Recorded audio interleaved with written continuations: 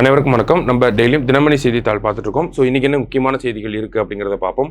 முதல்ல பார்த்தீங்க அப்படின்னா 18,000 இந்தியர்கள் நாடு திரும்புவார்கள் அப்படின்னு சொல்லி ஒரு கேள்விக்குறியோடு கொடுத்துருக்காங்க. என்ன அப்படின்னு பார்த்தோம்னா ஜனவரி 20ஆம் தேதி டொனால்டு ட்ரம்ப் அவர்கள் அமெரிக்காவோட 47வது ஜனாதிபதியாக வந்திருப்பார். சரிங்களா, அதிபராக வந்திருப்பார்.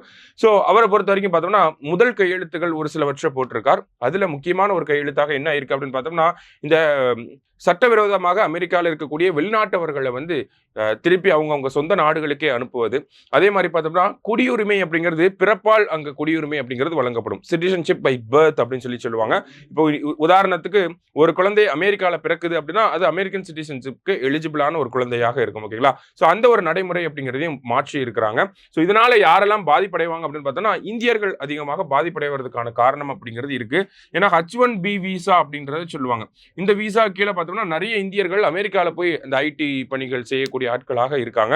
சோ இவங்கெல்லாம் அமெரிக்காலே செட்டில் ஆகணும்னு நினைக்கக்கூடிய ஒரு ஆட்கள். சரிங்களா, இதனால என்ன ஆகுது அப்படின்னு பார்த்தோம்னா இவங்க அமெரிக்கா போறாங்க, அங்கேயே மேரேஜ் முடிச்சுட்டு அங்க போய் செட்டில் ஆகுறாங்க. அங்க பிறக்கக்கூடிய குழந்தை அப்படிங்கிறது அமெரிக்கன் சிட்டிசனா தான் வளர ஆரம்பிக்கும். சரிங்களா, ஆனா அந்த ஒரு நடைமுறை அப்படிங்கிறது இனிமேல் பாதிக்கப்படும் அப்படிங்கிறது தான் இந்த கையெழுத்துல இருந்து நம்ம புரிஞ்சுக்க வேண்டிய ஒரு விஷயமாக இருக்கு.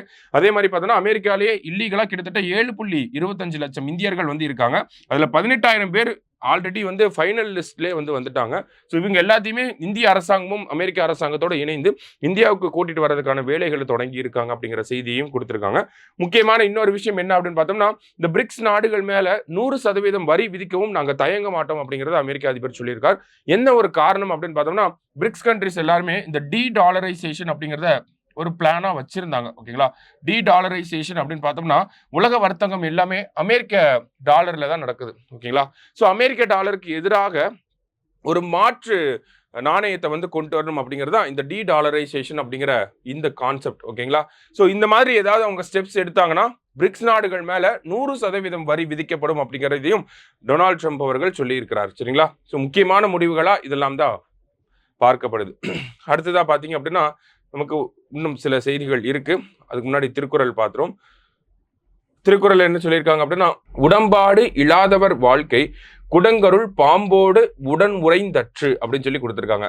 அகத்தில் உடன்பாடு இல்லாதவருடன் கூடி வாழும் வாழ்க்கை ஒரு குடிசையர் பாம்போடு உடன் வாழ்ந்ததர் போன்றது அப்படின்னு சொல்லி கொடுத்துருக்காங்க. ஸோ உடன்பாடு இல்லாம ஒருத்தர் கூட நம்ம இருக்கிறோம் அப்படின்னா நம்ம குடிசைக்குள்ள பாம்போட பக்கத்துல இருக்கிற மாதிரியான ஒரு ஒரு நிலை அப்படிங்கிறத சொல்றாங்க. திருக்குறளின் 890 அதிகாரம் உட்பகை அப்படிங்கிறத கொடுத்துருக்காங்க. அடுத்ததா பாத்தீங்க அப்படின்னா நமக்கு நம்ம பள்ளி நம்ம ஊர் திட்டத்துக்கு 31 நிறுவனங்கள் 141 கோடி பங்களிப்பு அப்படின்னு சொல்லி கொடுத்துருக்காங்க. ஆக்சுவலி NSNOP அப்படின்னு சொல்லுவாங்க இந்த திட்டத்தை. ஓகேங்களா, NSNOP அதாவது நம்ம ஸ்கூல் நம்ம ஊர் பள்ளி அப்படிங்கிற திட்டம் தான். ஓகேங்களா, ஸோ அரசாங்கமும் கார்பரேட்டும் சேர்ந்து நம்ம ஊர்ல இருக்கக்கூடிய ஸ்கூல்ஸ் கவர்மெண்ட் ஸ்கூல்ஸை டெவலப் பண்றதா இந்த திட்டம். Corporate social responsibility CSR funding கீழே இதெல்லாம் பண்ணுவாங்க. முதல்ல இந்த திட்டம் அப்படிங்கிறது 2022ஆம் ஆண்டு தொடங்கப்பட்டுச்சு.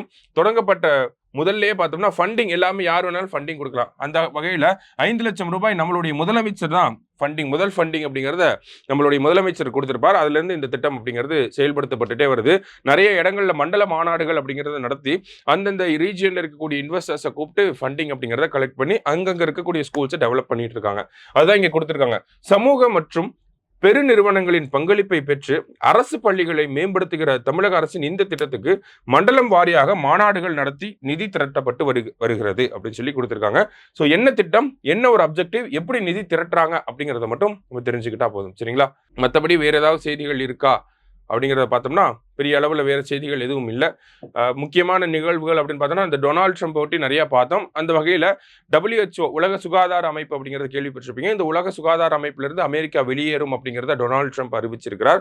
அதே மாதிரி பார்த்தோம்னா பாரிஸ் ஒப்பந்தம் 2015 போடப்பட்ட இந்த பாரிஸ் ஒப்பந்தத்தில் இருந்துமே அமெரிக்கா வெளியேறும் அப்படிங்கிறத டொனால்டு ட்ரம்ப் அறிவித்திருக்கிறார். சரிங்களா, முக்கியமான முடிவுகளாக இதெல்லாம் எடுக்கப்பட்டிருக்கு அமெரிக்காவோட ஒரு வெகு சில நாட்களாக. சரிங்களா, ஸோ முக்கியமான செய்திகளை பார்த்திருக்கோம். நன்றி.